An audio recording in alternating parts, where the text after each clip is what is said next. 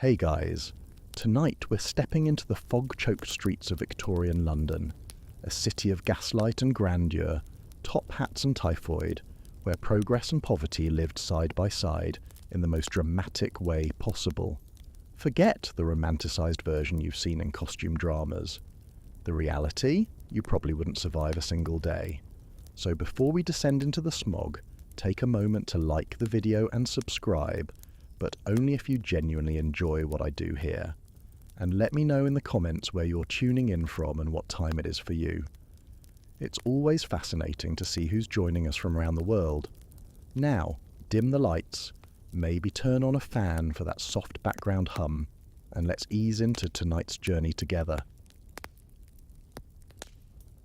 Congratulations! You've just woken up in London, 1888. The good news?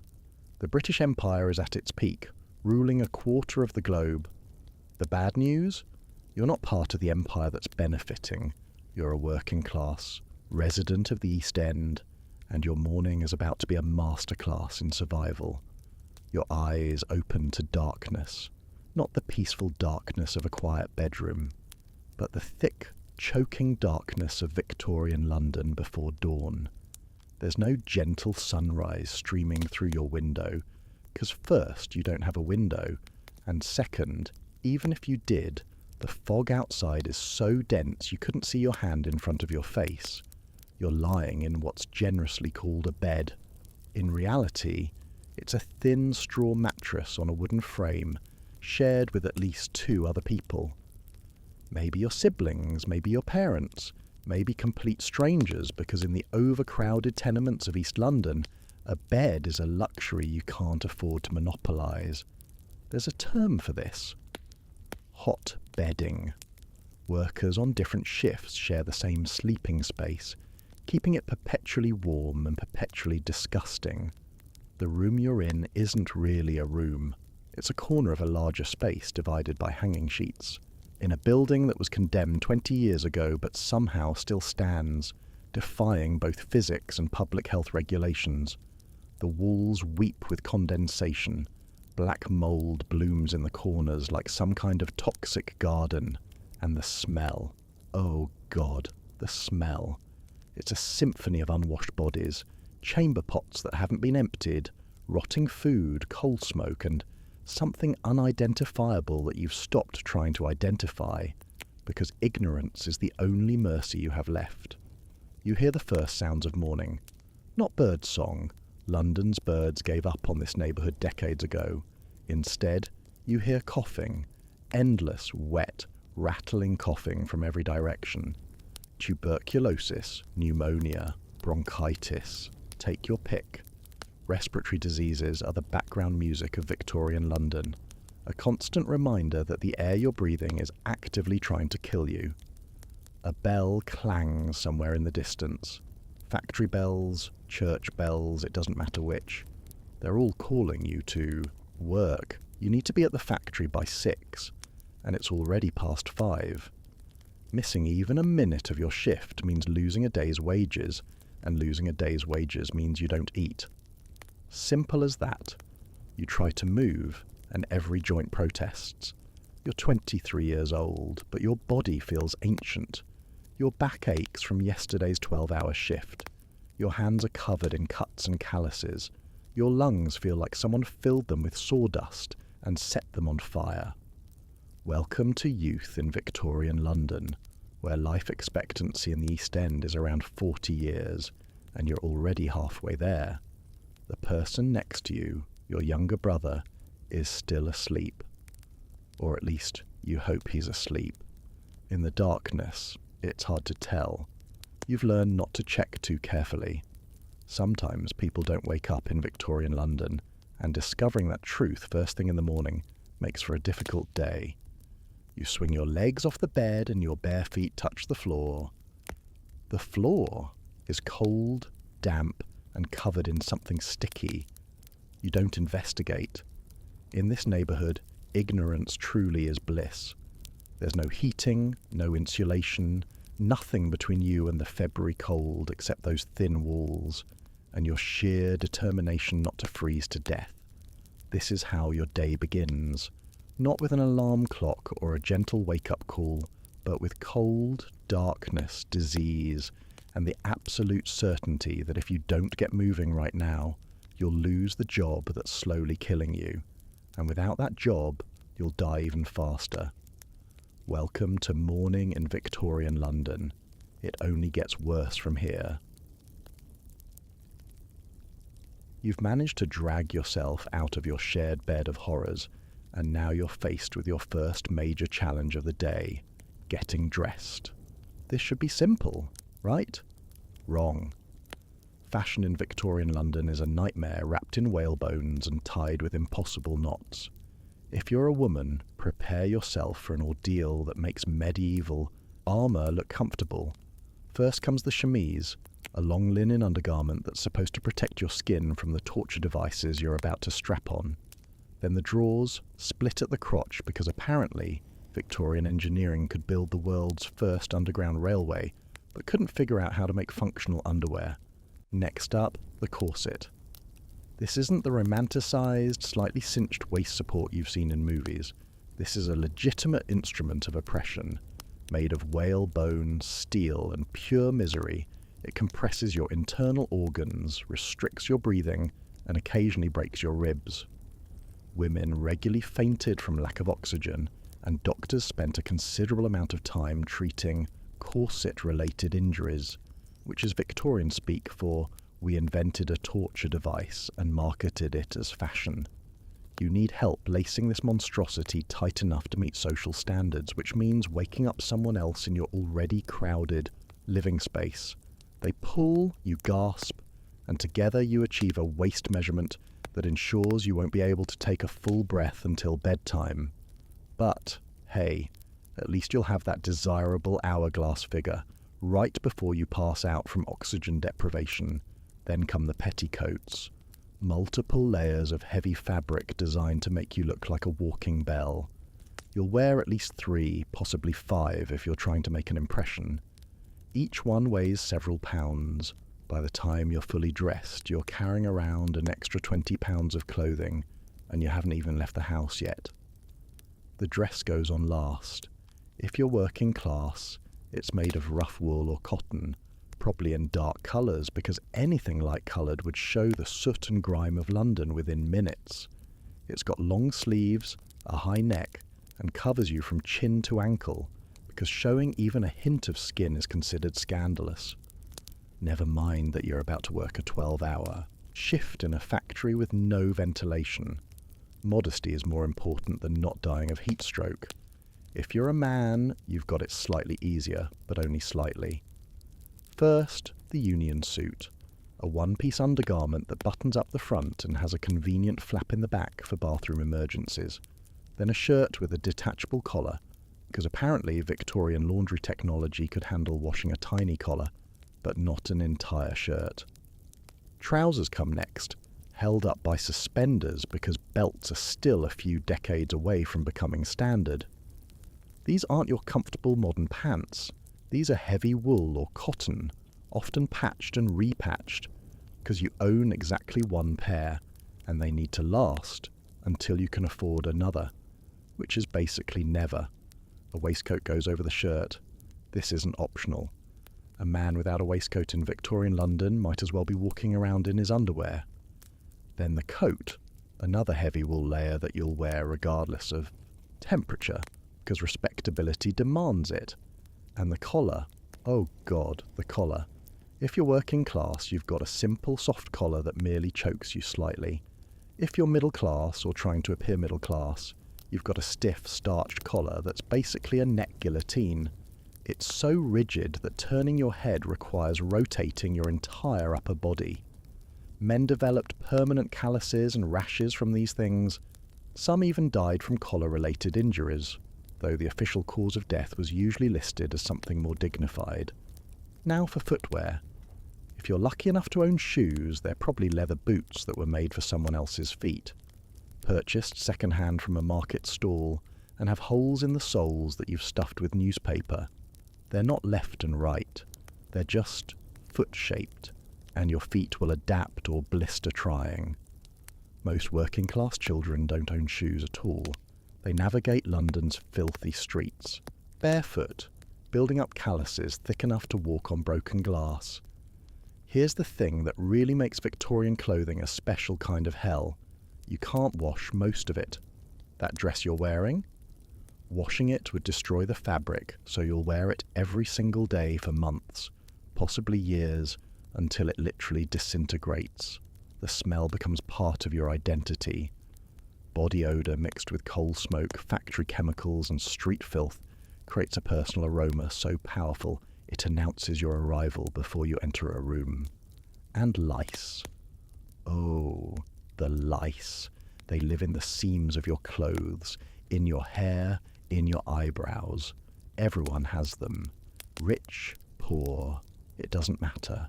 The only difference is that wealthy people can afford to have servants pick them out daily. You just learn to ignore the constant itching. Getting dressed in Victorian London isn't about comfort or practicality. It's about conforming to rigid social standards that value appearance over health, modesty over mobility, and tradition over common sense. You're now fully dressed, barely able to breathe, carrying extra weight in clothing, and probably already sweating despite the cold. And you still haven't had breakfast. You're dressed, uncomfortable, and desperately hungry. Time for breakfast, the most disappointing meal of your Victorian day. First, you need to understand something crucial. You don't have a kitchen.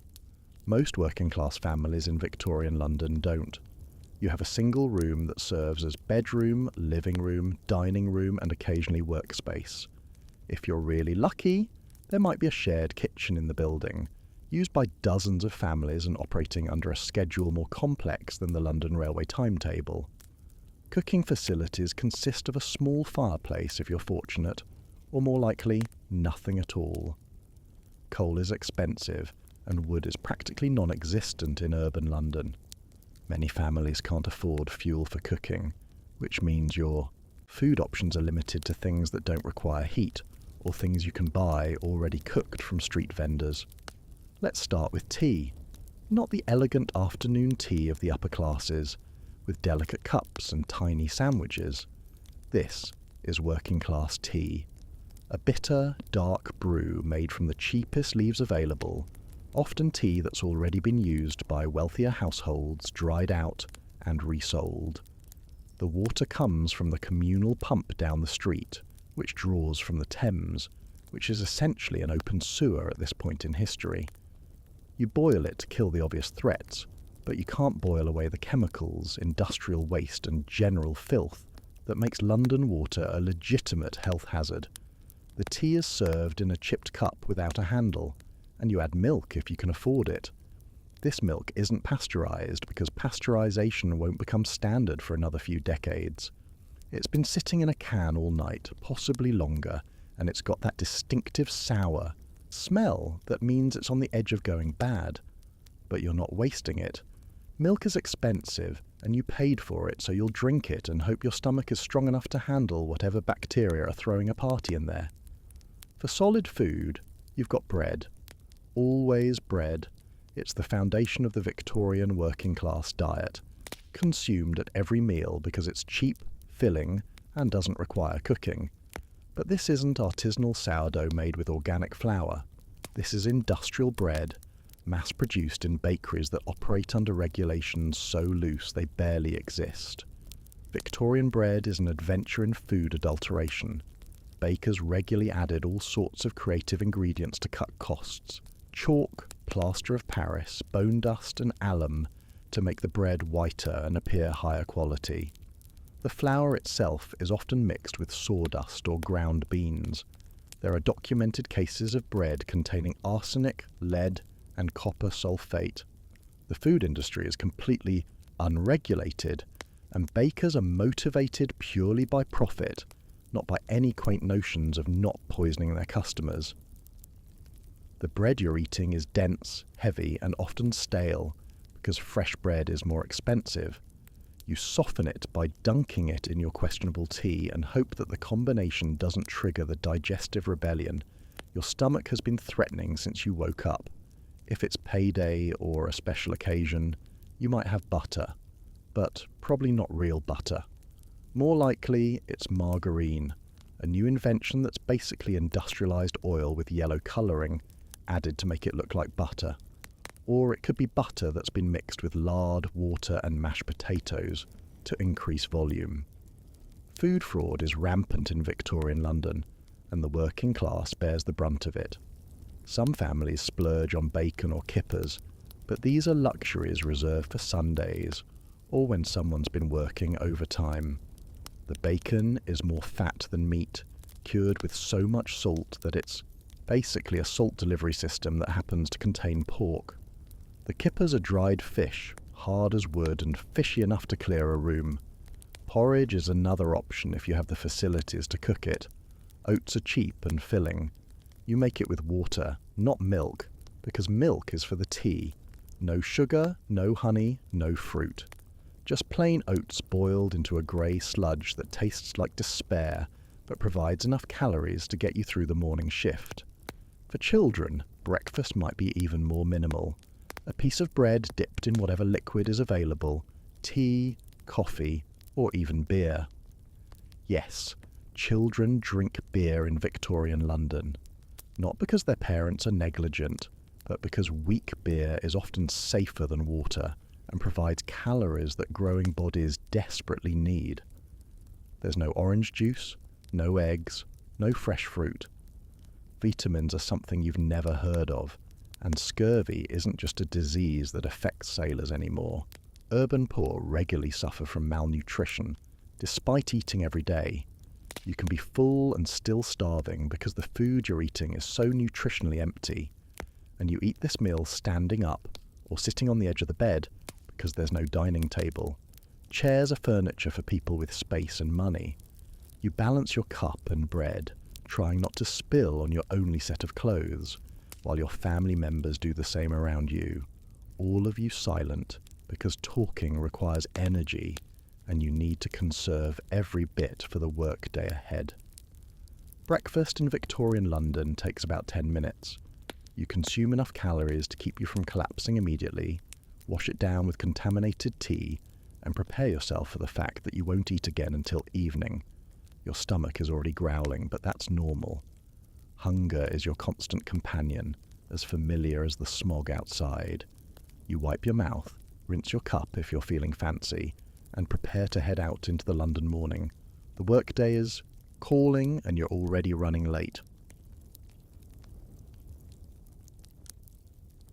You've finished your breakfast of questionable bread and toxic tea, and now comes the part where you face the streets of Victorian London.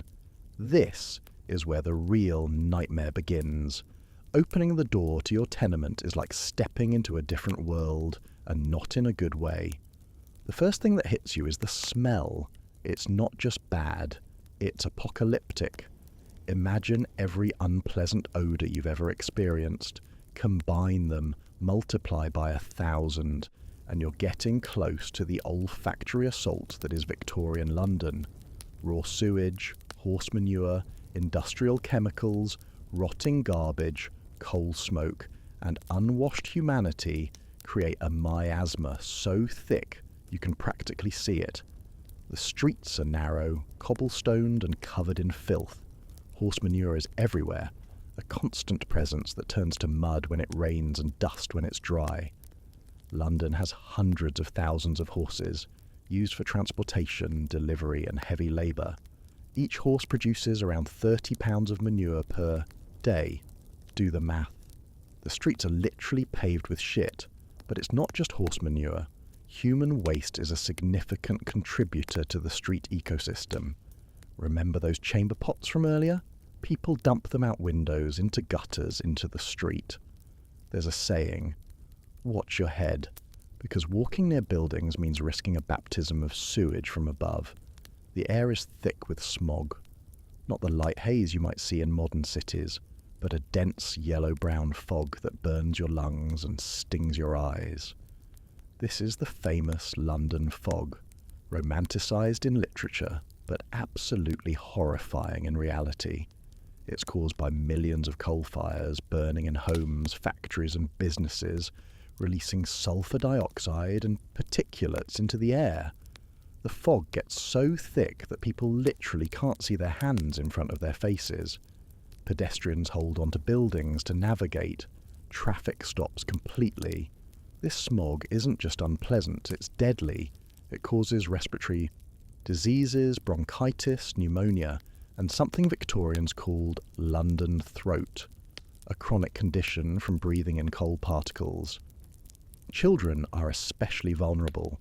Thousands die every year from respiratory illnesses directly linked to air pollution, but the government won't address it because coal is the fuel of industry, and industry is more important than human life.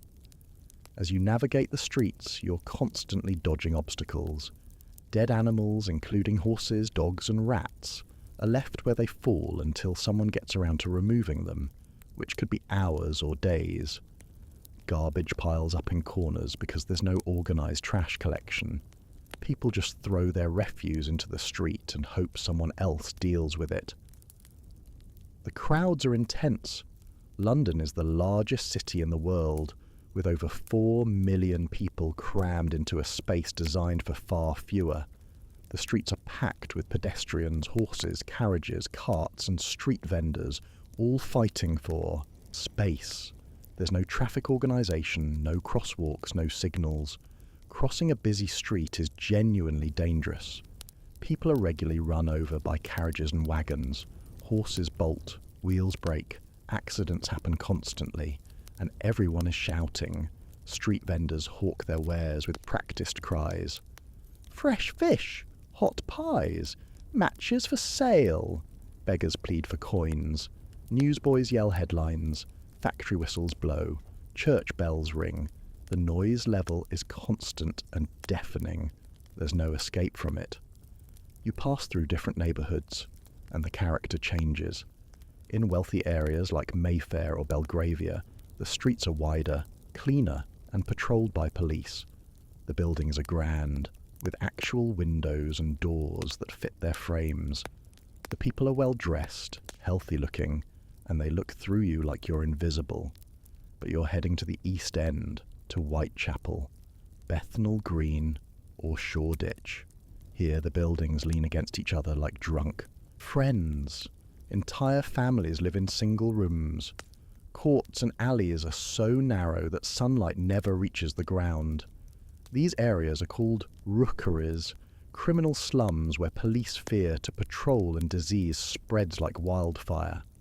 You pass the workhouse, a massive, prison-like building where the destitute go when they have absolutely no other option. It's designed to be deliberately unpleasant, operating on the principle that poverty is a moral failing that should be punished. Families are separated, work is hard and pointless, and the food makes your breakfast look gourmet. The workhouse is every working-class person's nightmare, the final destination when all other options are exhausted. Crime is everywhere. Pickpockets work the crowds with expert precision. Prostitutes, some as young as 12, solicit in doorways. Gang members mark territory and settle disputes with violence. The police force, established just a few decades ago, is understaffed and largely ineffective in the poorest areas. Jack the Ripper will become famous partly because his crimes are so audacious in a neighbourhood where violence is already commonplace. Children are everywhere on the streets, not playing but working, selling matches, sweeping crossings, begging, stealing, whatever it takes to contribute to family income. Many are orphans, living in groups, sleeping in doorways, surviving on scraps. Child labour is completely legal and widely practised. Childhood as a protected period of innocence is a luxury for the wealthy. For the poor, children are economic units who need to earn their keep as soon as they can walk. You pass factories belching smoke, their windows broken or non-existent, the machinery inside visible and terrifyingly dangerous. You can hear the sounds of industrial London, metal on metal, steam engines hissing, workers shouting, the constant rhythm of production that never stops. The Thames is visible in the distance, and even from here you can smell it. The river is an open sewer, filled with industrial waste, human sewage, and dead animals. It's brown, thick, and occasionally catches fire from the chemicals floating on its surface. Parliament had to suspend sessions in 1858 because the smell was so bad. They called it the Great Stink. They soaked the curtains in chloride of lime and still couldn't escape the odour. You're 20 minutes into your walk to work, and you've already witnessed poverty, disease, crime, and environmental destruction on a scale that's hard to comprehend. And this is normal. This is just Tuesday in Victorian London. Everyone around you accepts this as the natural state of things, the cost of progress and empire. Finally, you see it. The factory, your destination. A massive brick building with broken windows and a chimney pumping dark smoke into the already polluted sky. This is where you'll spend the next 12 hours, and suddenly the streets don't seem quite so bad anymore. You've arrived at the factory, and now begins the most brutal part of your Victorian day. The building looms above you, a monument to industrial capitalism and human suffering. The sign outside might say textile mill, or match factory, or tannery, but the reality inside is always the same: dangerous, exploitative, and absolutely soul-crushing. You clock in by marking your arrival in a ledger. Being late costs you an hour's wages. Being absent without permission means termination. The foreman watches with dead eyes that have seen 1,000 workers come and go, each one as replaceable as the last. The factory floor is hell with machinery. If you're in a textile mill, the noise is immediate and overwhelming. Hundreds of power looms clatter and shake, creating a din so loud that workers develop a sign language to communicate because shouting is useless. The air is thick with cotton dust, a fine particulate matter that floats everywhere, gets in your lungs and causes brown lung disease, a chronic respiratory condition that's essentially a death sentence delivered slowly. The temperature is deliberately kept hot and humid because it's better for the cotton, never mind what it does to the humans operating the machinery. You're immediately soaked in sweat. The combination of heat, humidity, and physical exertion means you're losing water constantly, but there are no water breaks. You drink when you can snatch a moment from a communal bucket that everyone shares, diseases and all.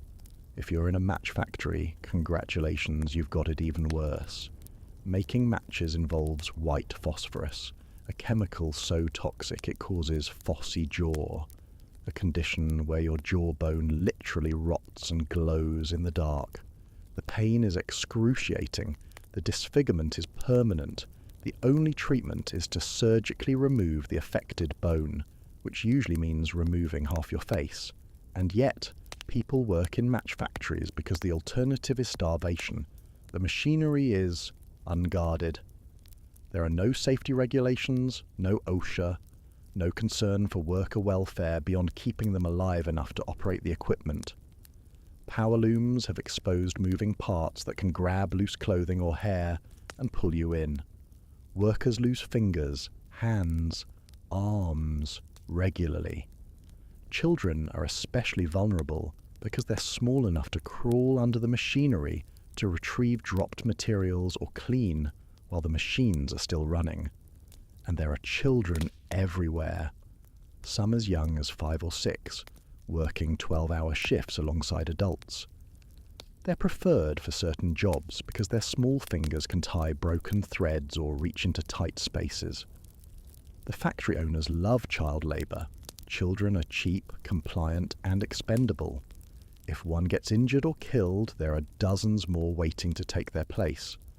Your job, let's say you're operating a textile machine, requires constant attention and repetitive motion. You stand in one position for hours, performing the same task over and over.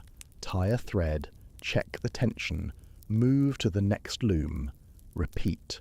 There are no chairs. Sitting is forbidden. Your feet swell. Your back aches. Your hands cramp.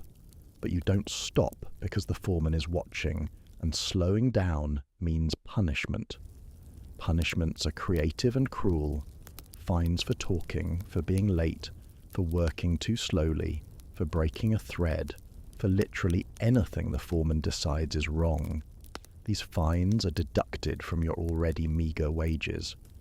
Some workers end up owing money to the factory at the end of the week, trapped in a system of debt that's essentially slavery with extra steps.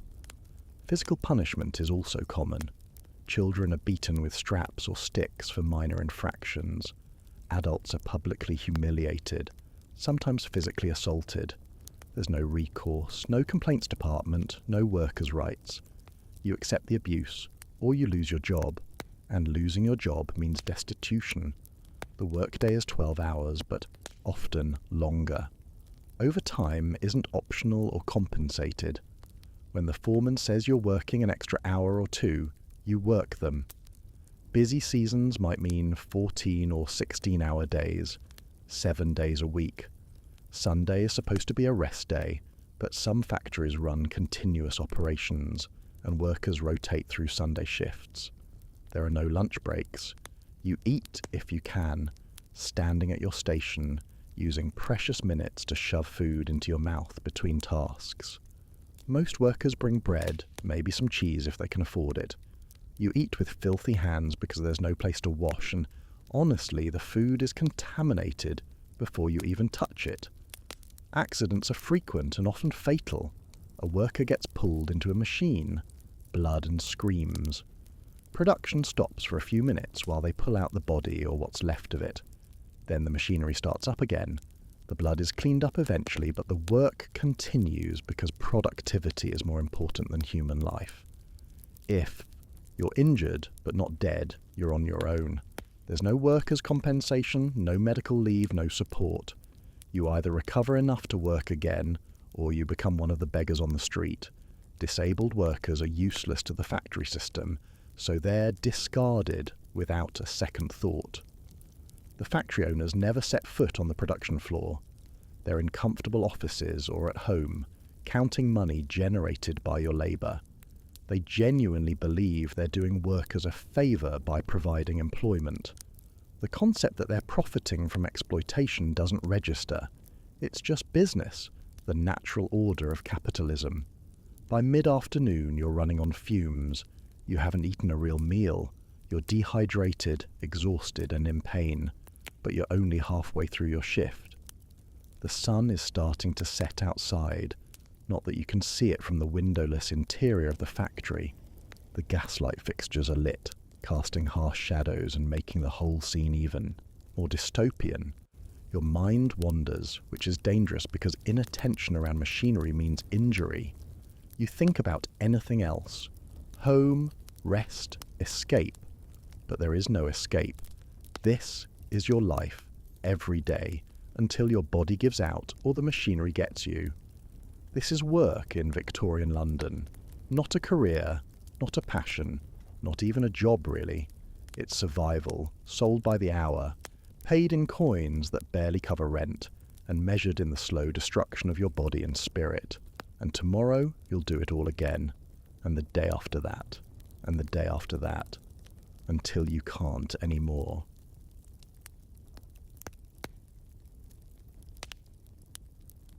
After 12 grueling hours in the factory, you're finally released. Your entire body is screaming, your feet are swollen, your hands are cramping, your lungs feel like they've been filled with sandpaper. But the day isn't over. Not even close. You still have to navigate back through the streets, and evening in Victorian London brings its own special set of dangers. The sun is setting, which means the city is transforming. Gaslight is being lit throughout wealthier areas, casting pools of yellow light that create more shadows than they eliminate. But in the East End, street lighting is sparse at best. Many alleys and courts have no light at all. Navigating means feeling your way along walls, stepping carefully to avoid tripping over debris, and hoping you don't stumble into something or someone dangerous. The streets are even more crowded now. Factory workers are flooding out at shift changes. Dock workers are heading to pubs, merchants are closing shops, street vendors are making their final sales, and the criminal element is just waking up. Evening is prime time for pickpockets, muggers and con artists. Victorian London after dark has a reputation, and it's well earned. The police presence is minimal. Constables patrol in pairs, carrying truncheons and whistles, but there are never enough of them. Entire neighbourhoods go unpatrolled for hours. Jack the Ripper operated in these conditions, finding victims in poorly lit streets where screams might not even be heard over the general urban noise. You clutch your wages, what little you earned, in a pocket sewn inside your clothing. Displaying money openly is asking to be robbed. Even walking with confidence can paint a target on your back. You keep your eyes down, move quickly and try to blend into the crowd. Prostitutes are working the streets in large numbers. Prostitution is epidemic in Victorian London. Estimates suggest tens of thousands of women engage in sex work, driven by economic desperation. A woman working in a factory might earn 6 shillings a week. A prostitute can make that in a night. The math is brutal but simple. Many factory girls supplement their income with part-time sex work because it's the only way to afford food and rent. The pubs are filling up. Victorian drinking culture is intense. Gin palaces line the streets, brightly lit and deliberately welcoming, offering escape through alcohol. Gin is cheap, powerful, and readily available. Working men spend their wages in these establishments, drinking away the pain of the workday. Women drink too, though they're judged more harshly for it. Children are sometimes sent to pubs to fetch gin for their parents, or drink it themselves because, again, it's often safer than water. You pass these establishments, hear the sounds of laughter and fighting, smell the alcohol and tobacco smoke, and feel the pull.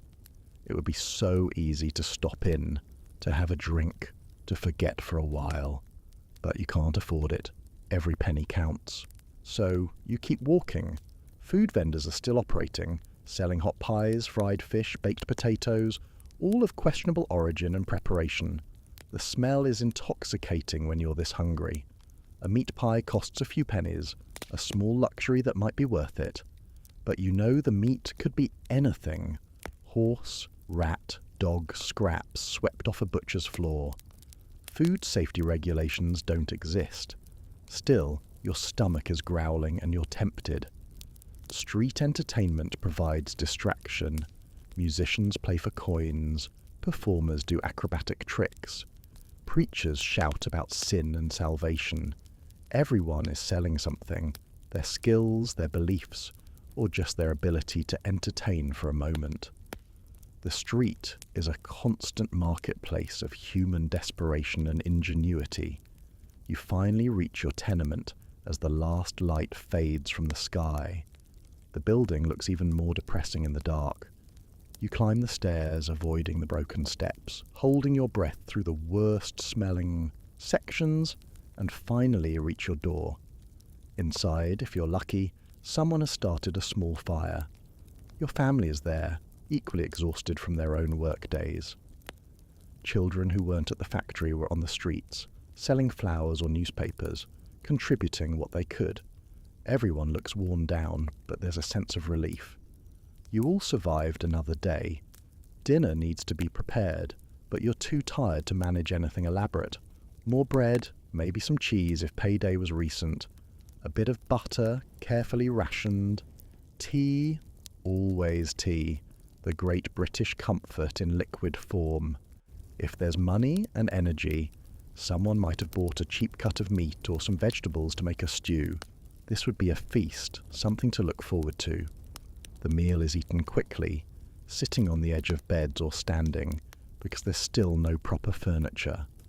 Conversation is minimal. Everyone is too tired. Children fall asleep mid-bite.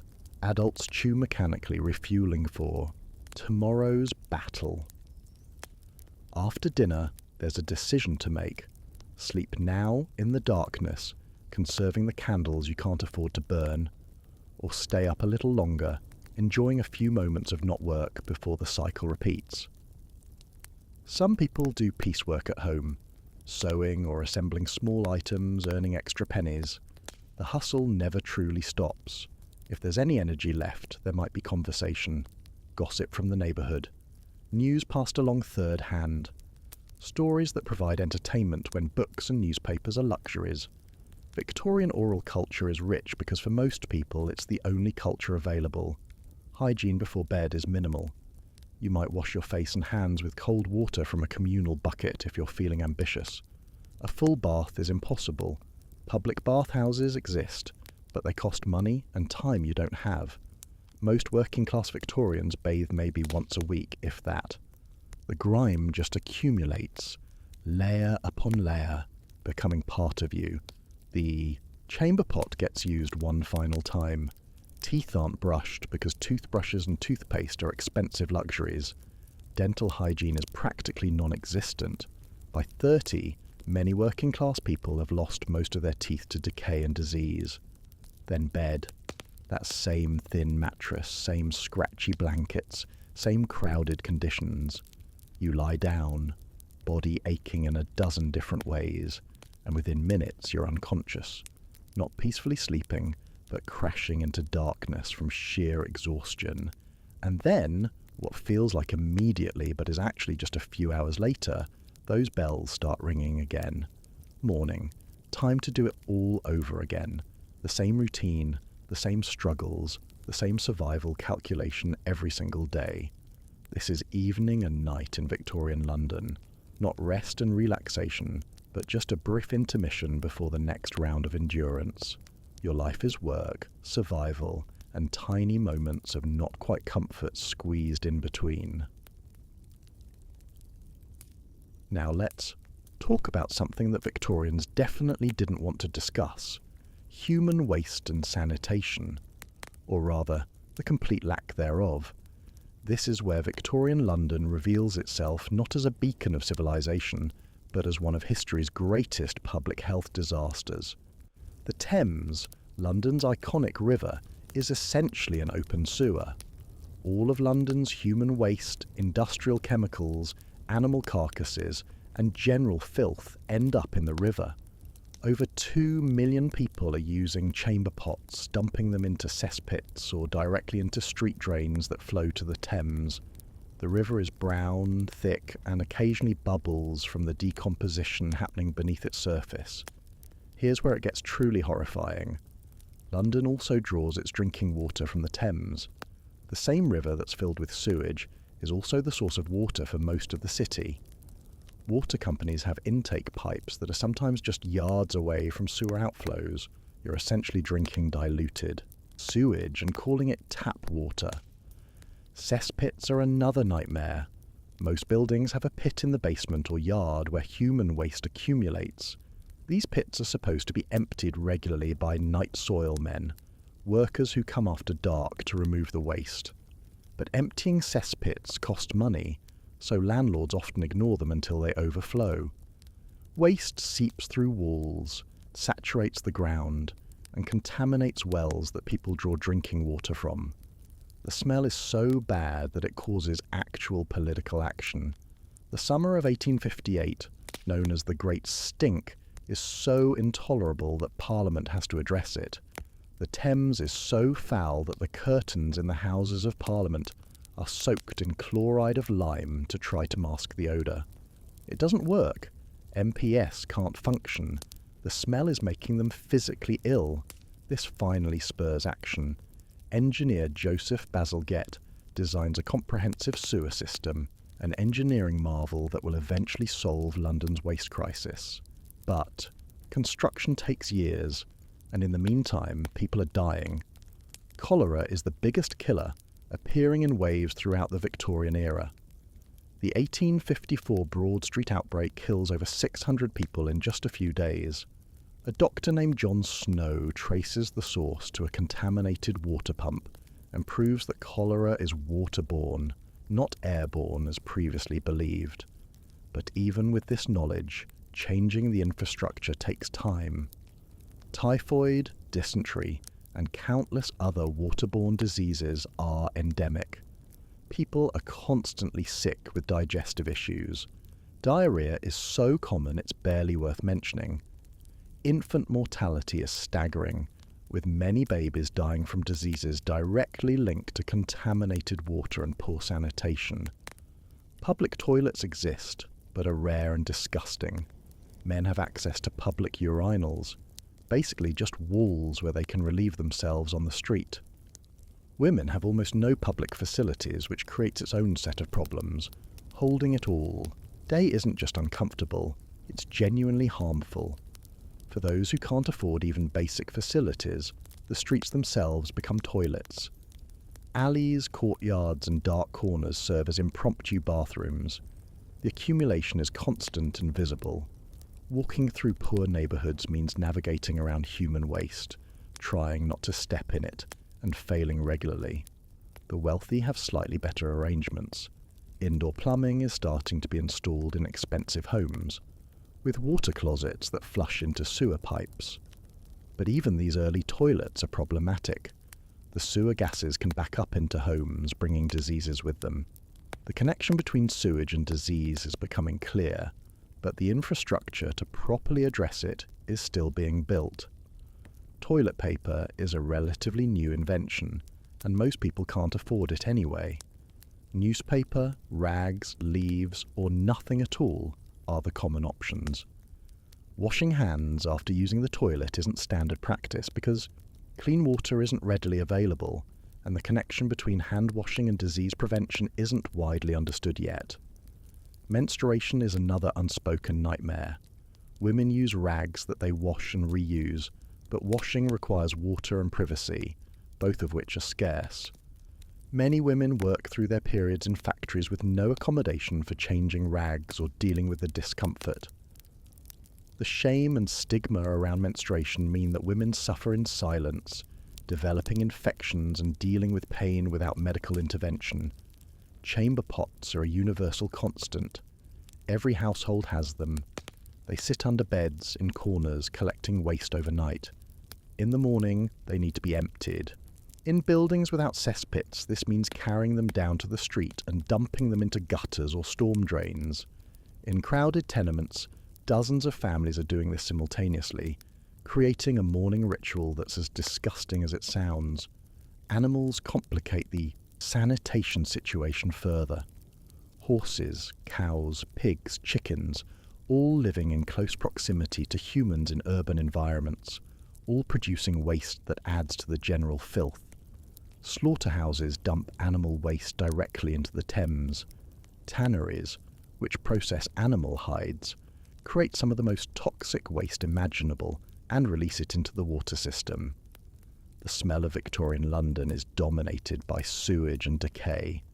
It's everywhere, inescapable. People develop a tolerance, learning to breathe shallowly, to ignore the constant stench. But visitors are often physically sick upon arrival, unable to handle the olfactory assault. Disease spreads rapidly in these conditions. An outbreak in one building quickly affects the entire neighbourhood. Quarantine is nearly impossible when families are crammed into single rooms and share common spaces. Infection is a matter of when, not if. By the late Victorian era, improvements are happening. Bazalgette sewers are being installed, water. Treatment is being discussed. Germ theory is gaining acceptance. But for the average working class person in the 1880s and 1890s, daily life still involves navigating a city drowning in its own waste. Sanitation in Victorian London isn't just unpleasant or inconvenient, it's actively deadly. It's a public health crisis on a massive scale, killing thousands every year and making life miserable for millions more. And it's so normalised that people accept it as just the way things are. This is what progress looks like when it's not equally distributed. The wealthy neighbourhoods get sewers and clean water. The poor neighbourhoods get cholera and typhoid, and everyone pretends this is natural and inevitable. Victorian London has a complicated relationship with medicine and healthcare. The good news is that medical science is advancing. The bad news is that almost none of those advances are available to you, a working-class factory labourer trying not to die from any of the dozen diseases you're currently incubating. Let's start with hospitals. They exist, but they're not what you think. Victorian hospitals are often charity institutions funded by wealthy philanthropists and run by religious organisations. They're designed for the deserving poor, which means you need to prove you're morally worthy of treatment. Being sick isn't enough. You need to demonstrate good character, sobriety, and proper gratitude. Getting admitted to a hospital requires letters of recommendation from wealthy patrons. You need someone of means to vouch for your worthiness. If you're a drunk, a prostitute, or just someone who doesn't have connections to the upper classes, you're out of luck.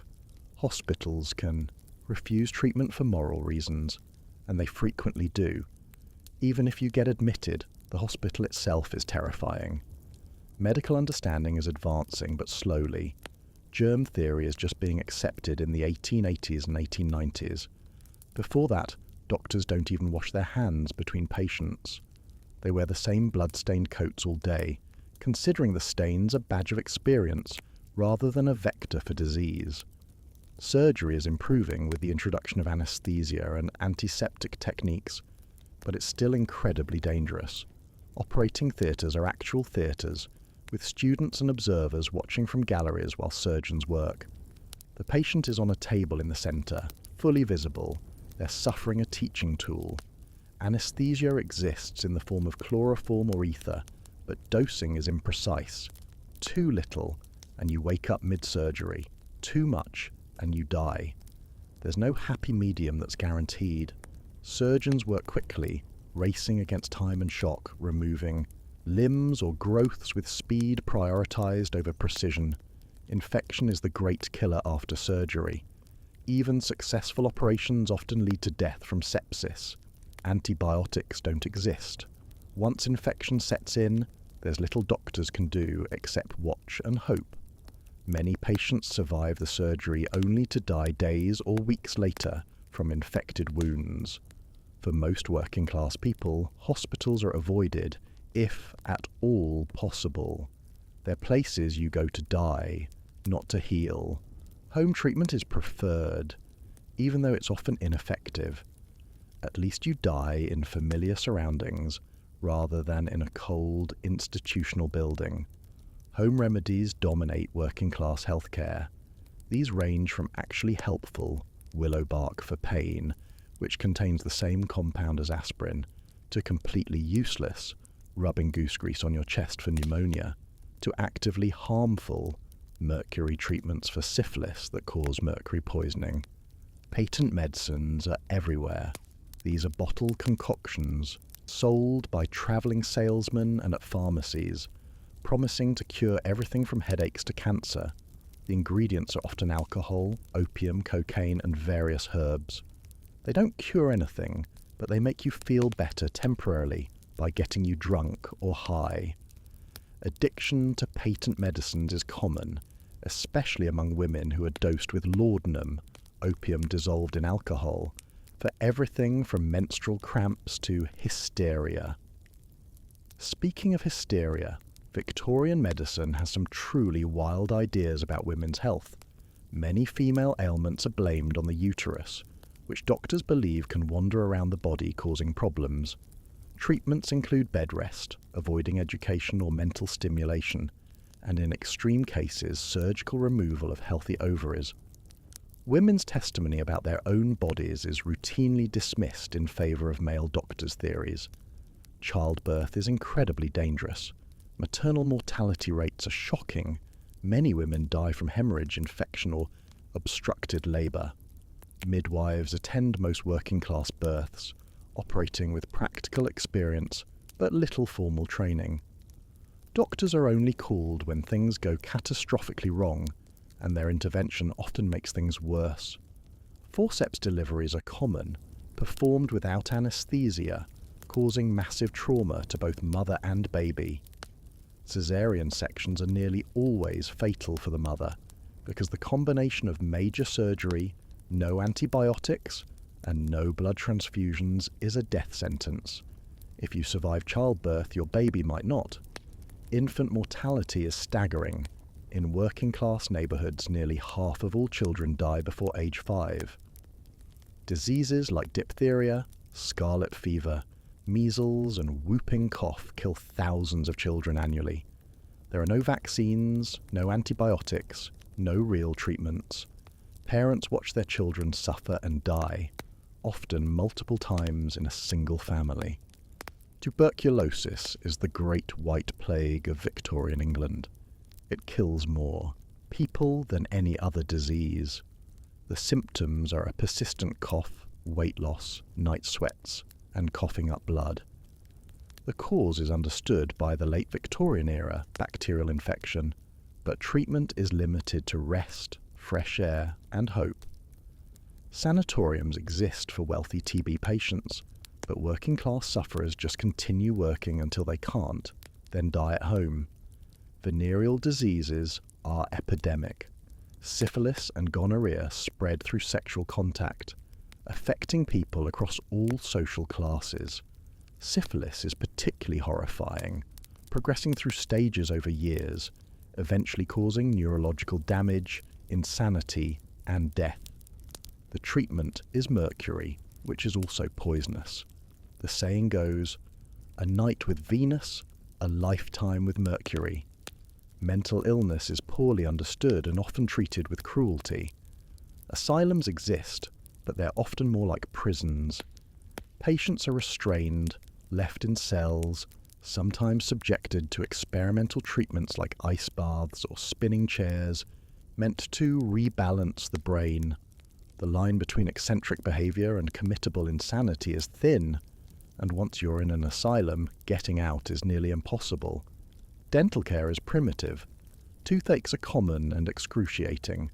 The solution is extraction, performed without anaesthesia by barbers or other non-specialists using pliers. Many people lose all their teeth by middle age, which affects nutrition and overall health. Working-class Victorians live with chronic pain and illness as normal. A cough that won't go away? Normal. Constant digestive problems? Expected. Aching joints? Part of getting older, even if you're 25. There's no expectation of being truly healthy, just functional enough to work. The concept of preventive medicine barely exists for the poor. You don't see a doctor unless you're actively dying. Checkups, screenings, early interventions, these are luxuries for people with money and time. For you, healthcare is reactive, desperate, and usually too late. As Victorian medicine advances, the gap between what's possible and what's accessible widens. Doctors are learning about germ theory, antiseptics, and surgical techniques. But this knowledge helps the wealthy first, and almost exclusively. Working-class people continue to suffer and die from preventable diseases, while reading about medical miracles they'll never experience. This is healthcare in Victorian London, technically advancing, practically medieval, and deeply, profoundly unfair. Let's talk about something Victorians were obsessed with, but would never discuss openly. Sex. Victorian society is famous for its prudishness, its moral rigidity, and its obsession with respectability. But beneath the surface of propriety, Victorian London is sexually complex, hypocritical, and often desperately sad. First, the official position: sex is for reproduction within marriage. Pleasure, especially female pleasure, is not discussed. Women are supposed to be pure, passionless vessels for childbearing. Men are expected to control their urges until marriage, though everyone knows they don't. The entire society operates on a system of public morality and private transgression. For working-class couples, sex is complicated by living conditions. You live in a single room with your spouse, children, possibly other family members. Privacy doesn't exist. When and where do you have sex? The answer is awkwardly, quietly. and hopefully while others are asleep or pretending to be. Contraception is technically illegal to distribute or advertise thanks to obscenity laws. But people find ways. Withdrawal is common, though unreliable. Condoms exist, made from animal intestines or rubber, but they're expensive and not widely available to the working class. Women use douches, suppositories, and various folk methods, with varying degrees of ineffectiveness. The result is that working class women are often pregnant. Having 8, 10, or 12 children isn't unusual. Each pregnancy risks the mother's life. Each child strains already limited resources. But without effective contraception, and with sex being a normal part of marriage, pregnancy is inevitable and frequent. Abortion is illegal, but common. Women use herbs, physical trauma, instruments, anything to end unwanted pregnancies. The methods are dangerous, often fatal. Many women die from botched abortions, bleeding out or developing infections. But desperation drives people to desperate measures. Infant mortality is so high that it sometimes functions as a grim form of post-birth population control. Parents can't afford to feed all their children, and some quietly hope that the weakest won't survive. This isn't spoken, but it's understood. Love and pragmatism coexist in heartbreaking ways. Outside of marriage, sex is everywhere and nowhere. Prostitution is massive in Victorian London. Estimates vary, but tens of thousands of women engage in sex work. The reasons are economic. Seamstress might earn 6 shillings a week, while a prostitute can make that in a night. The math is brutal. Prostitutes work in various tiers. High-class courtesans service wealthy men in comfortable settings. Mid-tier prostitutes work in brothels with some safety and screening. Low-tier prostitutes work the streets, serving anyone with a few pennies, facing violence, disease and arrest. Many prostitutes are part-time, women with day jobs who turn to sex work to supplement income. Factory girls, servants, shop girls, all might engage in occasional prostitution to afford food or rent. The line between respectable and fallen woman is thinner than Victorian morality pretends. The police officially crack down on prostitution, but enforcement is selective and hypocritical. Women are arrested, men rarely are. Prostitutes are blamed for spreading disease, but their clients are never held accountable. The Contagious Diseases Acts allow police to force suspected prostitutes to undergo invasive medical examinations, violating their bodies in the name of public health. Venereal disease is rampant. Syphilis and gonorrhea spread through sexual networks, affecting people across all classes. Condoms might prevent disease, but they're not consistently used. Many men refuse them, prioritizing their pleasure over health. Women have even less control over disease prevention.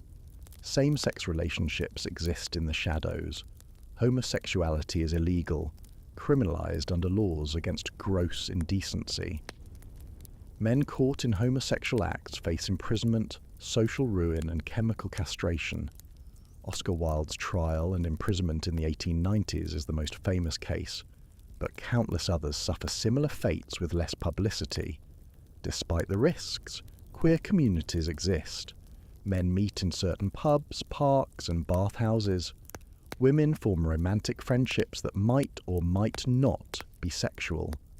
The language to discuss non-heterosexual identity is limited, but the feelings and relationships exist nonetheless.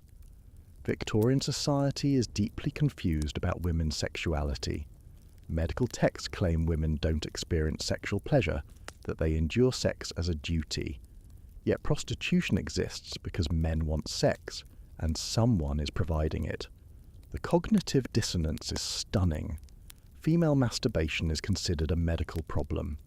If a woman seems too interested in sex, or exhibits what doctors consider inappropriate sexual behavior, she might be diagnosed with nymphomania and subjected to horrifying treatments, including clitoridectomy, surgical removal of the clitoris. These are real medical procedures, performed to cure female sexuality. Male masturbation is also condemned but understood as a struggle. Boys and men are warned about the dangers: blindness, insanity, weakness, moral degradation. Anti-masturbation devices are sold, including rings with spikes that cause pain if the wearer has an erection. The goal is to train men to suppress natural urges through fear and pain. Sex education doesn't exist for the working classes. Young people learn about sex through experience, observation, and whispered conversations. Many girls enter marriage with no understanding of what will happen on their wedding night. The shock and trauma of first sexual experience is common, but not discussed. Child sexual abuse is a dark reality that Victorian society refuses to confront. The age of consent is shockingly low, just 12 years old for much of the Victorian era. Girls are legally considered capable of consenting to sex at ages when they should be protected. Child prostitution exists, with young girls sold by desperate families or forced into sex work by circumstances. W.T. Stead's 1885 exposé, The Maiden Tribute of Modern Babylon, reveals the extent of child prostitution in London, causing public outrage and leading to the Criminal Law Amendment Act that raises the age of consent to 16, but the law changes slowly and enforcement is inconsistent. Within marriage, sex is complicated by exhaustion. Working 12-hour days leaves little energy for intimacy. Couples are tired, stressed, and often resentful. Sex becomes mechanical, a duty rather than a pleasure. Romantic love exists, but it's tested by the grinding reality of survival. The Victorian obsession with morality creates a culture of shame. Natural urges are sin, bodies are shameful, pleasure is wrong. This psychological damage affects generations, creating dysfunction that ripples through families. Pornography exists, though it's illegal. Underground markets sell erotic literature, photographs, and drawings. The wealthy can access these materials more easily, but working-class men also seek them out. The content is often exploitative, depicting women in degrading situations, reinforcing harmful attitudes about sex and gender. The hypocrisy is the defining feature of Victorian sexuality. Public morality demands chastity, while private behaviour includes prostitution, affairs, and sexual experimentation. The rich lecture the poor about morality while maintaining mistresses and visiting brothels. Women are divided into pure wives and fallen prostitutes, with no acknowledgement that economic desperation creates the latter. This is sex in Victorian London. Officially forbidden, practically complicated, economically driven and morally confused. A society that won't talk about sex, but is obsessed with controlling it, punishing it, and pretending it doesn't exist even as it's everywhere, shaping lives, spreading disease, and leaving trauma in its wake. As your day in Victorian London continues, let's address something that might seem frivolous given everything else you're dealing with, but is actually crucially important: entertainment and social life. Because despite the poverty, disease, and endless work, humans need joy, connection, and distraction. Victorian working-class people find these things in ways that are creative, community-oriented, and sometimes deeply problematic. The pub is the centre of working-class social life. It's not just about drinking, though there's plenty of that. The pub is where you catch up on neighbourhood gossip, hear job opportunities, celebrate good news, and commiserate over bad. It's warmer than your home, better lit, and filled with people. For a few pennies you can buy belonging. Victorian pubs are rowdy, crowded, and alive. Music halls develop from pub entertainment, offering variety shows with singers, comedians, acrobats, and performers of all types. For a small entrance fee you can spend An evening watching entertainment while drinking and socialising. The acts are bawdy, funny, and definitely not respectable by middle-class standards, which makes them perfect for working-class audiences. Music hall songs become cultural touchstones. Everyone knows the popular tunes and sings along. These songs tell stories about daily life, mock the upper classes, celebrate romance, and provide commentary on current events. They're the pop culture of their time, spreading through communities faster than newspapers. Street entertainment is free and everywhere. Organ grinders with monkeys, puppet shows, acrobats performing for coins. The street is a stage, and performers know how to work a crowd. Children gather to watch. Adults pause in their journeys, and for a few minutes, there's wonder instead of drudgery. Sports offer another escape. Football, soccer, is developing into an organised sport, with working-class men forming teams and leagues. Cricket is popular across classes. Boxing matches draw huge crowds, the violence sanctioned and celebrated. Horse racing allows for gambling, offering the dream of sudden wealth even as it usually delivers further poverty. Blood sports are still legal for much of the Victorian era. Rat baiting, where dogs kill rats in a pit while spectators bet on the outcome, is popular entertainment. Cockfighting and dogfighting also have devoted followings. These are brutal spectacles, but for people whose lives are already brutal, perhaps they provide a certain grim satisfaction. For those seeking more refined entertainment, there are libraries, though access is limited. The public library movement is growing, offering free access to books and newspapers. Reading provides escape, education and aspiration. Penny dreadfuls, cheap serialized fiction filled with crime and adventure, are devoured by working-class readers seeking thrills. Newspapers are increasingly affordable and accessible. The popular press emerges, offering sensational stories, crime reports and scandals. The Jack the Ripper murders in 1888 captivate the nation partly because newspapers turn them into ongoing narratives, selling papers while creating public fear. Religious services provide community and structure. Churches and chapels offer not just spiritual guidance but also social networks. Sunday school gives children education. Church socials provide entertainment. Charitable organisations connected to churches offer aid. For many working-class people, religion is a genuine source of comfort and community. Street markets are both practical and entertaining. Petticoat Lane, Covent Garden and other markets buzz with activity. Vendors shout their wares. Shoppers haggle over prices. Street performers work the crowds. It's commerce, but it's also theatre, a chance to be part of something lively and human. Holidays and festivals break up the monotony.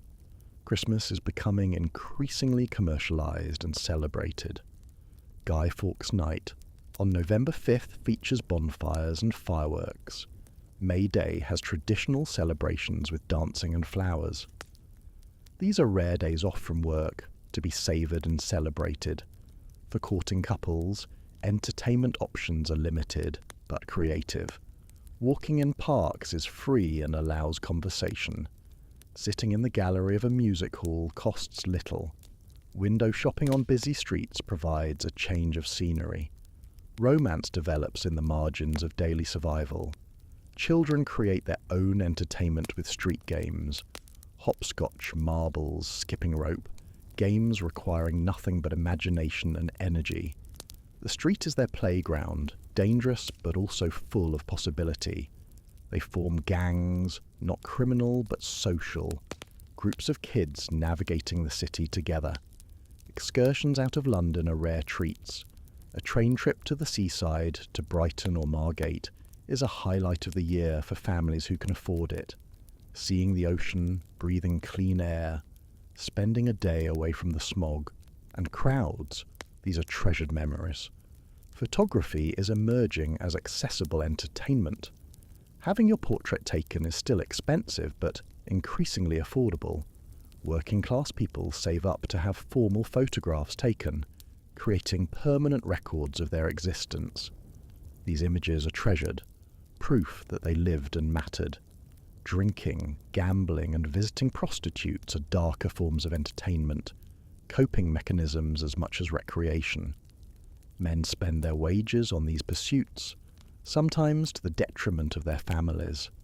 The escape they provide is temporary but powerful. Political meetings and union organising become forms of engagement for some. Listening to speakers advocate for workers' rights, discussing strategies for improving conditions. These activities combine entertainment with empowerment. Not everyone participates, but for those who do, it provides purpose beyond mere survival. Storytelling remains important in a culture where many can't read.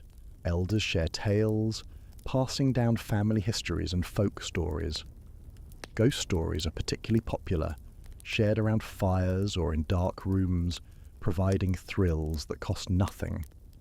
The thing about Victorian working-class entertainment is that it has to be cheap or free, communal rather than individual, and snatched in brief moments between work and sleep. There are no weekends off, no paid vacations, no leisure class lifestyle. Entertainment is practical, accessible, and often serves multiple purposes: building community, providing information, offering escape, and reminding people they're more than just economic units. Even in the midst of exploitation and suffering, people find ways to laugh, sing, love, and live. The human spirit persists in creating joy even in the darkest circumstances. This is both inspiring and heartbreaking, the resilience and the necessity existing side by side. As our day in Victorian London winds down, we need to confront something inescapable: crime. Victorian London is awash in criminal activity, from petty theft to organised gangs, from con artists to murderers. Crime isn't an aberration, it's a structural feature of a society where legal opportunities for survival are so limited that illegal ones become necessary. Start with the obvious. Poverty breeds crime. When you can't earn enough through legal work to feed your family, theft becomes a rational choice.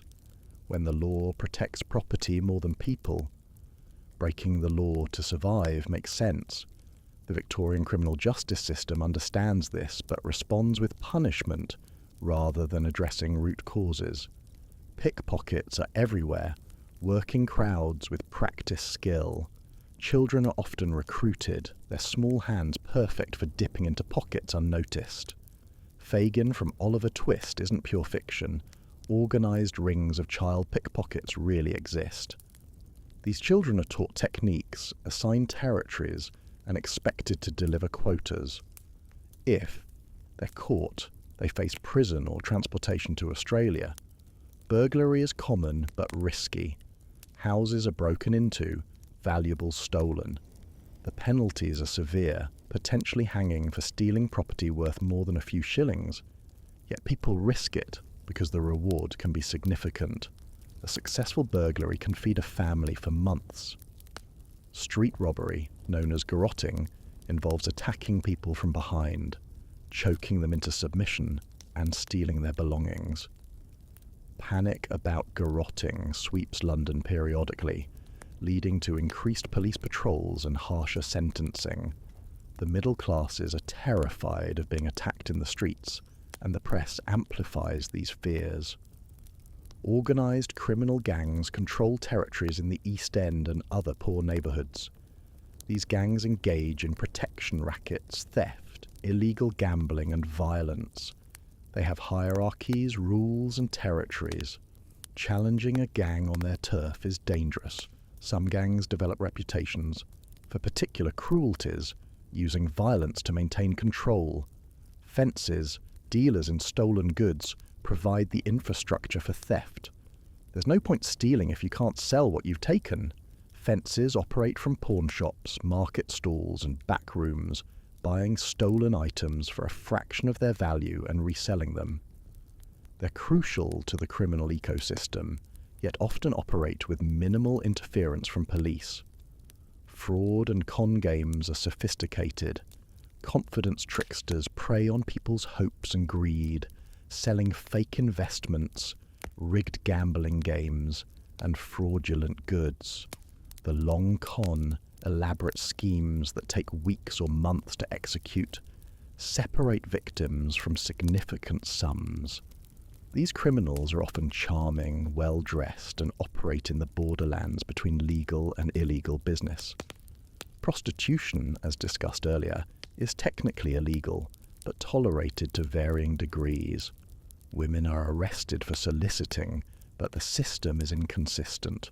Police sometimes take bribes to look the other way. Some brothels operate openly, paying off the right people.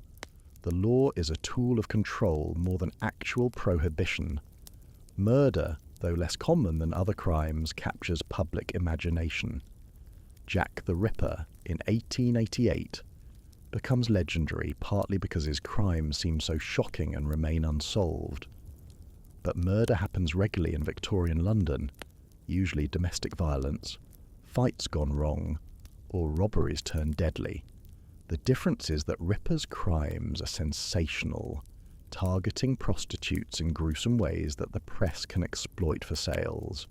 The police, still a relatively new institution, are learning how to combat crime. Detective work is developing, using new techniques like fingerprinting and photography. But the Metropolitan Police are often overwhelmed, understaffed, and sometimes corrupt. Officers can be bribed. Evidence can be manufactured. Justice is inconsistent. The court system is harsh and often unfair. Trials are quick, sometimes lasting only minutes. Defense attorneys are rare for poor defendants. Judges are often biased against working-class accused. Conviction rates are high, especially for those who can't afford good representation. Punishments are severe. Minor theft can result in months or years in prison. Repeat offenders face transportation to Australia, a sentence that's essentially permanent exile. Hanging is used for serious crimes, public executions drawing crowds until they're moved inside prisons in 1868. Prisons are nightmares. Overcrowded, disease-ridden and violent. Prisoners are subjected to hard labour, breaking rocks or walking treadmills for hours. Solitary confinement is used as punishment, driving men insane. Children and adults are often housed together, meaning young offenders are educated in crime by older prisoners. Juvenile delinquents face particular cruelty. Children as young as 7 can be prosecuted and imprisoned. Reform schools are established, but often function as brutal institutions where children are beaten, overworked, and given minimal education. The goal is punishment, not rehabilitation. Women criminals face additional moral judgment. A woman thief isn't just breaking the law, she's violating feminine propriety. Female prisoners are subjected to moral reform programs, attempting to reshape them into proper women. Pregnancy in prison is handled with minimal medical care, babies often dying shortly after birth. Transportation as punishment is ending by the late Victorian era but remains in living memory. Convicts were shipped to Australia, enduring hellish voyages and arriving to years of forced labour. Families were destroyed, children left orphaned, lives irrevocably changed. The practice finally ends in 1868, deemed too expensive rather than too cruel. The concept of rehabilitation barely exists. Prison is about punishment and deterrence. Once you're labelled criminal, finding legitimate work becomes nearly impossible. This creates a cycle where crime becomes the only viable option, leading to repeat offences and further punishment. Some Victorians recognise the systemic issues. Reformers like Charles Dickens write about the connections between poverty and crime, advocating for better social conditions. Charities attempt to help former prisoners reintegrate, but these efforts are limited. swimming against cultural currents that see crime as moral failing rather than economic desperation. The irony is that the wealthy commit crimes too, but they're rarely punished the same way. Financial fraud, exploitation of workers, violations of safety regulations, these cause enormous harm, but are treated as business matters rather than criminal acts. A man stealing bread to feed his family faces prison, while a factory owner whose negligence kills workers faces fines at most. Victorian crime is thus a reflection of Victorian society, deeply unequal, harshly punitive toward the poor, and structured to maintain existing power dynamics. The law protects property and privilege, not people. Justice is for those who can afford it. For working-class Victorians, crime is both threat and temptation. You might be victimized by thieves, but you might also need to steal to survive. You fear violent gangs, but you understand the economic logic that creates them. The line between law-abiding and criminal is thinner than society pretends, crossed by desperation more than malice. We've spent a day in Victorian London, experiencing the grinding poverty, the health hazards, the exploitation, and the grim determination required just to survive. But we can't end without talking about the children, because Victorian childhood reveals just how brutal this society truly is. Start with this. Childhood as a protected period of innocence and play is a luxury of the wealthy. For working-class children, childhood means work, responsibility, and survival from the earliest ages. Children are economic assets, expected to contribute to family income as soon as they're physically capable. Child labour is everywhere and completely legal. 5-year-olds work in factories, mines, and workshops. Their small size is seen as an advantage, allowing them to crawl under machinery, clean chimneys, or work in cramped spaces adults can't access. The work is dangerous, the hours are long, and the pay is a fraction of adult wages. Chimney sweeps might be the most horrifying example. Boys, as young as 4, are sent up chimneys to clean out soot. They climb in darkness through narrow, hot flues, sometimes getting stuck and unable to escape. Their lungs are destroyed by soot inhalation. Many develop severe long-term illness from constant exposure to carcinogenic soot. The practice is supposedly regulated, but regulations are ignored. In textile mills, children work alongside adults, operating machinery that can easily maim or severely injure them. Severe injuries occur from spinning equipment. The noise damages hearing. The dust destroys lungs. Exhausted children fall asleep at their stations and are injured when they slump into moving parts. In coal mines, children work as trappers, sitting in darkness for 12 hours, opening and closing ventilation doors. Other children pull coal carts through low tunnels, crawling on hands and knees. Cave-ins, gas explosions, and flooding kill child miners regularly. Girls work in domestic service, employed as young as 10 or 11 to work as maids, nannies, or kitchen help in wealthier homes. They're vulnerable to severe mistreatment from male household members, work endless hours, and are dismissed without references if they are disgraced or are even accused of improper behaviour. Street children survive through various hustles, selling flowers, matches, or newspapers, sweeping crossings clean so wealthy pedestrians can cross without muddying their shoes, begging, stealing, survival exploitation.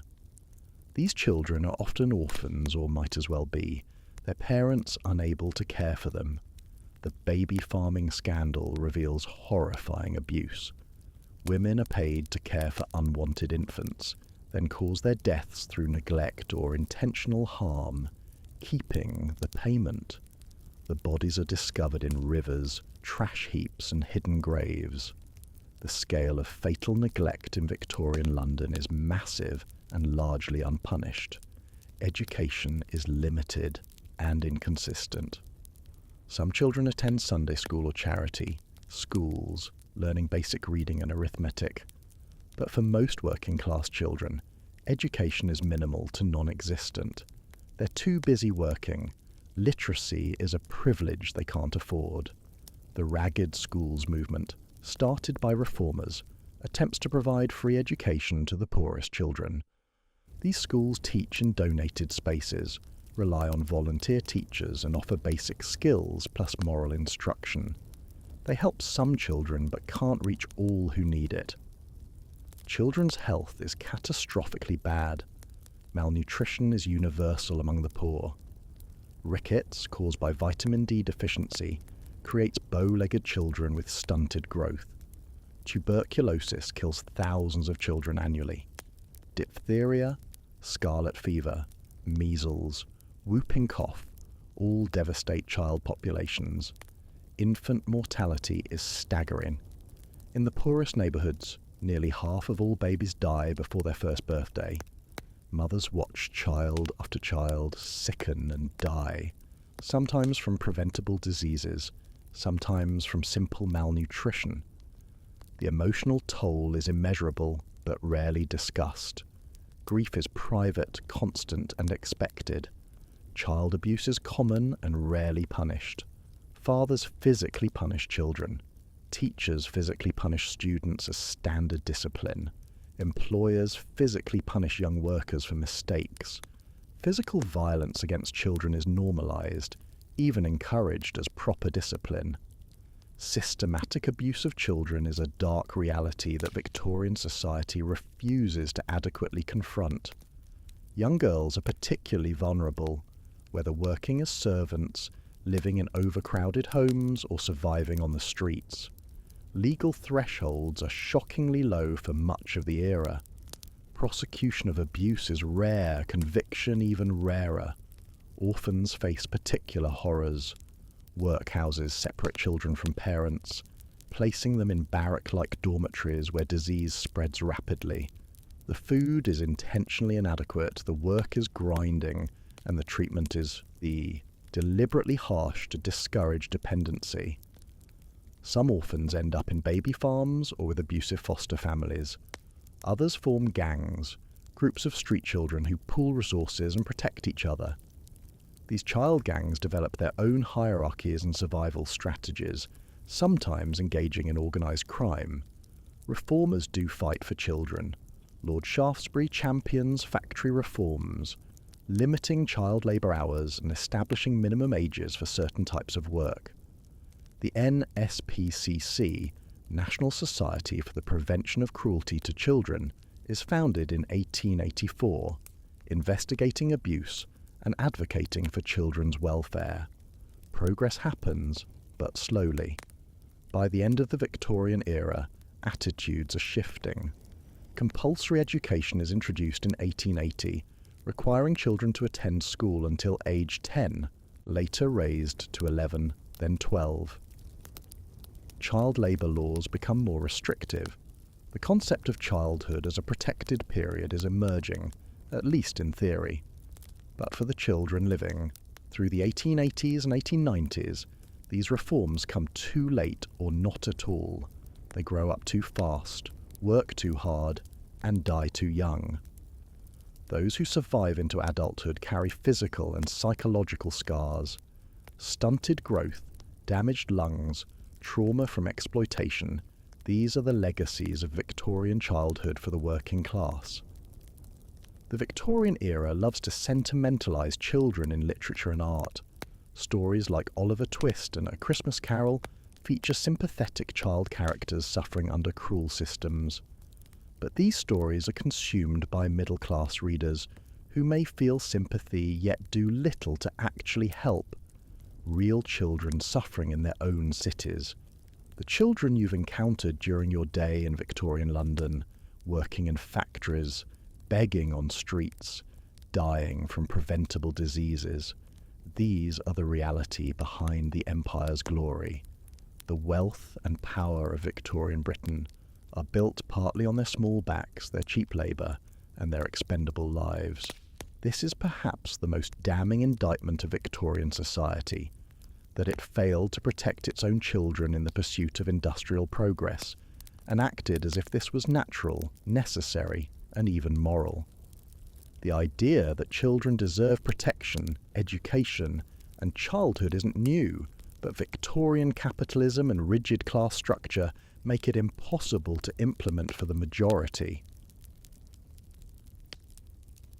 We've survived a day in Victorian London. Barely.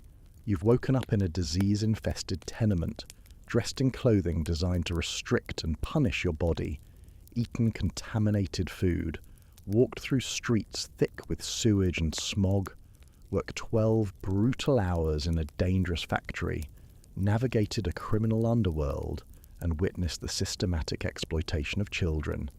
And tomorrow, you'll do it all again. But here's what we need to understand about Victorian London. This isn't ancient history. This is the relatively recent past. The people living through this era are your great-great-great-grandparents. Their struggles, their resilience, and the reforms they eventually fought for created the labour protections, public health systems, and social safety nets we benefit from today. Victorian London is a study in contradictions. It's the largest, wealthiest city in the world, the heart of an empire that controls a quarter of the globe. It's producing incredible technological innovations, building underground railways, developing modern medicine, creating art and literature that will last centuries, and simultaneously, it's allowing its own citizens to live in conditions barely better than medieval times. The wealth exists. Victorian Britain is rich beyond previous imagination. But that wealth is concentrated in the hands of a tiny minority, while the masses struggle to survive. The inequality isn't accidental, it's structural, built into the economic and social systems that benefit from cheap labour and minimal regulations. What's remarkable is that change does come, not through the benevolence of the wealthy, but through the organisation and activism of working people. Trade unions form, despite being illegal for much of the era. Workers strike, demanding better wages and conditions. Reformers document the horrors and push for legislation. Journalists expose scandals. Slowly, painfully, the system is forced to change. The Factory Acts limit child labour and working hours. The Public Health Acts improve sanitation and water systems. The Education Acts make schooling compulsory. The Reform Acts gradually expand voting rights. Each victory is hard fought, each improvement resisted by those who profit from the existing system. By the end of the Victorian era in 1901, life for working class Londoners is still hard, but it's measurably better than in 1850. Children attend school instead of working in factories. Water systems are cleaner. Housing regulations exist. Labour laws provide minimal protections. It's not enough, but it's progress. The Victorians, we should remember, aren't the monarchs or industrialists. They're the workers who organised, the reformers who documented and campaigned, the ordinary people who refused to accept that poverty and exploitation were natural or inevitable. They fought for better, and their fights gave us the protections we now take for granted. Think about what you've experienced in this one day.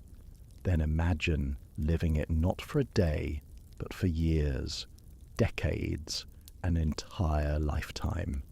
Imagine watching your children live it, wondering if the next generation will face the same struggles. This was reality for millions of people. Victorian London is a lesson in what happens when technological progress and economic growth aren't matched by social progress and human dignity.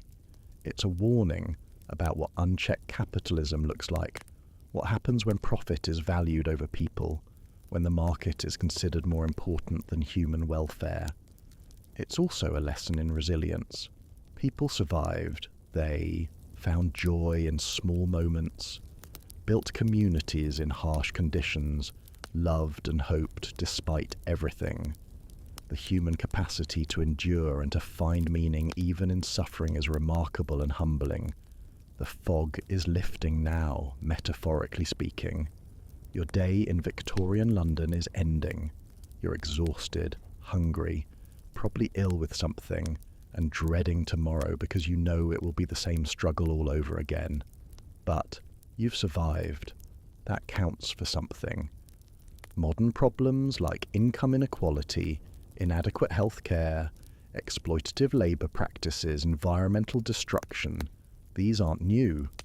They're the same issues Victorian reformers fought against. We have more tools, more knowledge, more awareness, but the fundamental tension between profit and people persists. So, yes, you wouldn't survive Victorian London. Not because you're weak, but because surviving required a level of deprivation and suffering that no one should have to endure. The fact that millions did survive, that they fought for better, and that they created change is testament to human determination. The Victorian era ended over a century ago, but its lessons remain relevant. When we see exploitation, when we see inequality, when we see people suffering while wealth concentrates at the top, we're seeing echoes of Victorian problems. The specific details change, but the fundamental issues persist. Victorian London was a nightmare wrapped in progress, a city where the best and worst of humanity existed side by side. It was gaslights and sewage, innovation and exploitation, empire and poverty. It was people doing their best to survive systems designed to extract maximum labour for minimum compensation. You've now experienced a fraction of what daily life was like. The reality is that even this detailed description can't fully capture the grinding exhaustion, the constant hunger, the fear of disease and injury, the indignity of poverty, and the desperate hope for something better. So the next time you wake up in a comfortable bed, drink clean water, work regulated hours, or take for granted that children should be in school rather than in factories, remember Victorian London. Remember that these things aren't natural or inevitable. They're the result of generations of struggle, reform, and people refusing to accept that suffering is simply the way things have to be. Victorian London shows us the cost of viewing humans as economic units, rather than as people deserving of dignity, health, and opportunity. It's a mirror reflecting what happens when society prioritizes profit over people. And it's a reminder that progress isn't automatic. It requires constant vigilance, activism, and the willingness to fight for better. You wouldn't last a day in Victorian London, but the people who did, who lived and fought and survived that era, they're the reason we don't have to. Their struggles echo forward, creating the world we inherit.